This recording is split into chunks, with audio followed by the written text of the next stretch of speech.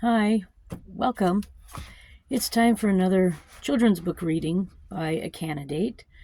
And my name is Susan Maud Buchser-Lochocki, and I am running for President of the United States. I am a unregistered, unaffiliated candidate, and in most states, you'll have to write me in. There are a few states where you won't be able to vote for me at all. But I'll be working on that issue too, because that's unconstitutional, that citizens can't vote for presidential candidates. But that's a whole nother video and a whole nother issue.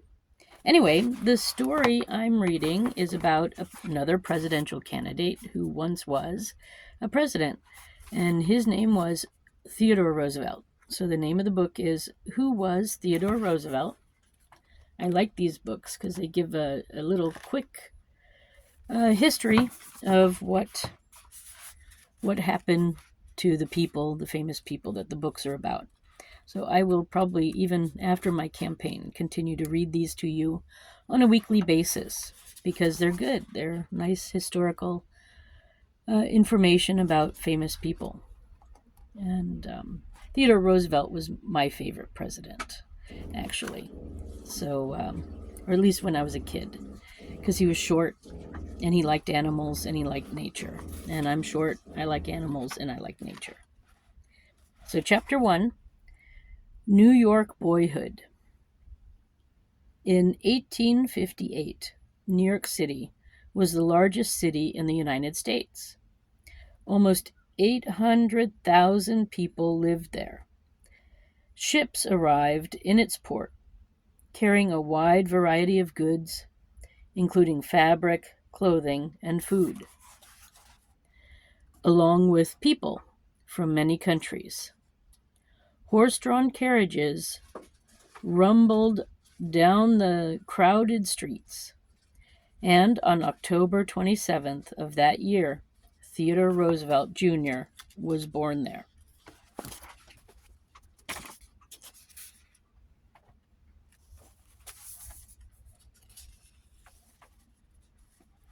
His father, Theodore Sr., thought the newborn was a pretty baby, but his mother, Martha, nicknamed him Mitty, wasn't so sure.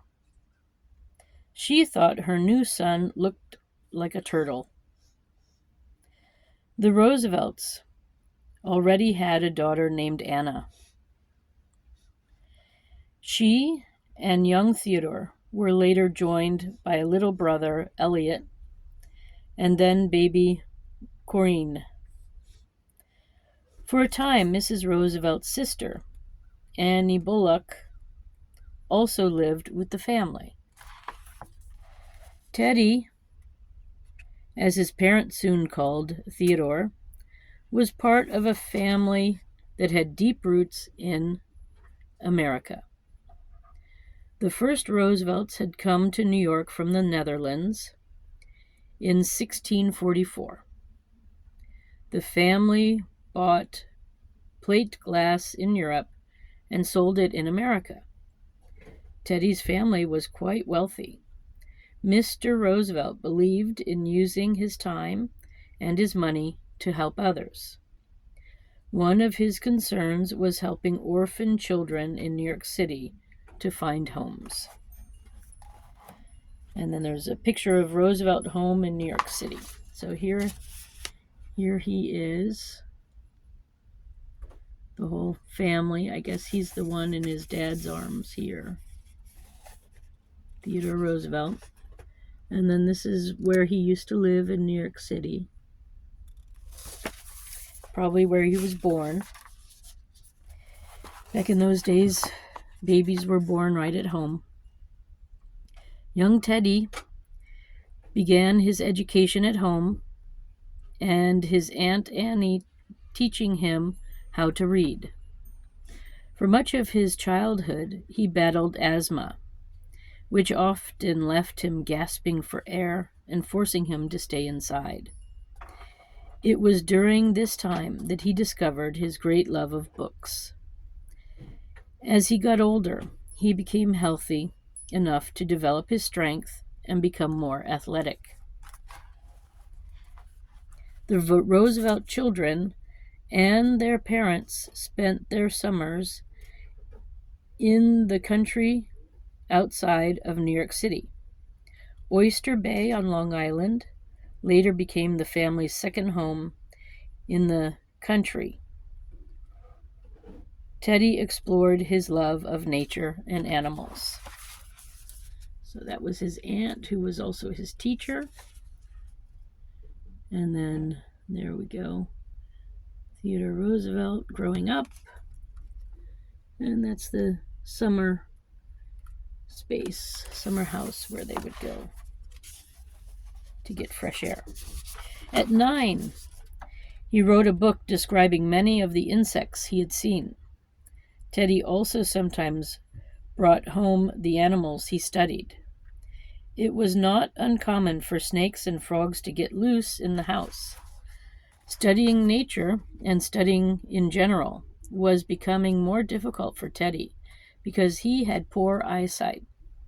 He later wrote that he had no idea how beautiful the world was until he got glasses at the age of 13. Glasses, known as pince-nez, which clipped onto his nose, later became one of his trademarks. His parents loved to travel and took their children along wherever they could. By the time he was 14, Theodore had been to Europe twice and had also sailed down the Nile River in Egypt. Along that famous river, he discovered his love of hunting, which became one of his lifelong passions. During the family's travels, young Theodore also began learning German. Later, he would also learn Latin, Greek, and French. Then Theodore turned 16. When Theodore turned 16, his family decided that he should go to Harvard College. So there he is at 9 studying. And those are his glasses that used to clip on the nose. For a time, he thought about studying to become a natural scientist. But Theodore entered Harvard in 1876. He found himself drawn to history and to public speaking. He would challenge professors in class and argue with fellow students. It was impossible not to notice another of Theodore's well-known features, his large teeth. Cartoonists would later poke fun at him by drawing those choppers even bigger than they were. And once a newspaper called him Teethador. Teethador. Okay, that's cute. At Harvard, Theodore gave his first public speech. He sometimes rushed his words, and he spoke with a high-pitched voice that reminded some people of an old woman. But decades later, thousands of people at a time would come out to hear him speak. Theodore did well at Harvard, and outside of class he enjoyed boxing, horse riding, and rowing. So here he is probably about 16 to 18. And then there he is, I guess, in his early 20s. Theodore suffered a great loss when his father died of cancer in 1878. Writing in his diary, Theodore poured out his sadness. He later told his sister, Corinne, how important his father had been to him. Throughout his life, before making a major decision, Theodore always considered what his father might have advised. Theodore finished his studies at Harvard in 1880 and decided to study law at Columbia University in New York. That year, he also married his college sweetheart, Alice Lee. She was a beautiful and charming young woman. Theodore loved her deep deeply and brought her, and he bought her expensive gifts.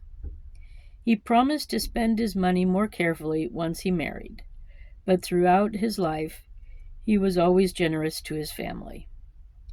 Just before his wedding to Alice, Roosevelt took a hunting trip with his brother Elliot. They traveled west through Illinois, Iowa, and Minnesota. Theodore battled asthma, a snake bite, and bitter cold weather. Even so, the trip exploring the wilderness with Elliot was the first of many.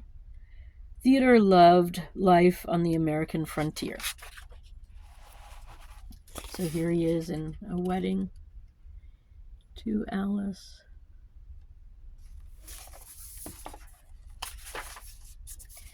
And then on the frontier. So that's the end of the first chapter, chapter 1. So next week I'll go over chapter 2. This was called New York Boyhood. So that is how Theodore Roosevelt got his start. And yes, I forgot to, in my childhood, I was also quite sick at the beginning. I had pneumonia several times as a child. So I did, again, I was stuck at home, couldn't go to school. So I did a lot of homeschooling and home learning. And trying to keep up was always something I was also trying to do. But anyway, so that's the story of Theodore Roosevelt so far. Come back next week and hear the next chapter. Thank you for stopping by. My name is Susan Maud Buchser-Lochocki. Find out more about my campaign at susan4usa.com. That's Susan the number 4, USA.com.